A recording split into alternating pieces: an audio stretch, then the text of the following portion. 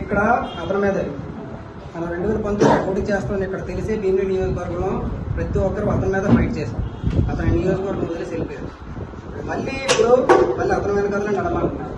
రేపు మళ్ళీ భీమిలి నియోజకవర్గానికి న్యాయం జరగకపోతే 2029లో మళ్ళీ మీకే సీట్ ఇచ్చారనుకోండి, అప్పుడు పరిస్థితి ఏంటి? ప్రజల్లోకి వెళ్ళగలమా?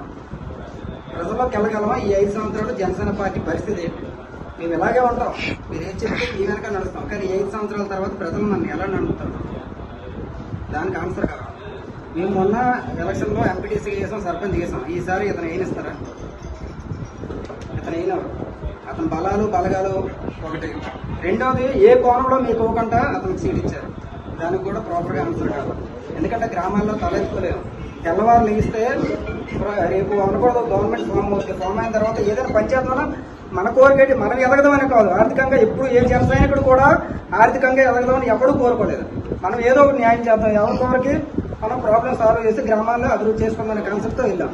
కానీ రేపు అది జరుగుతుందా అనేది ప్రాపర్గా ఆలోచించుకొని ముందుకు మీరు ఏది చెప్తే దానికి ముందుకు కొనసాగుతాం. లేదంటే ఇక్కడ చెప్తున్నాం, మేము జనసేన పార్టీకి రాజీనామా చేసి న్యూట్రల్గా ఉన్నాం.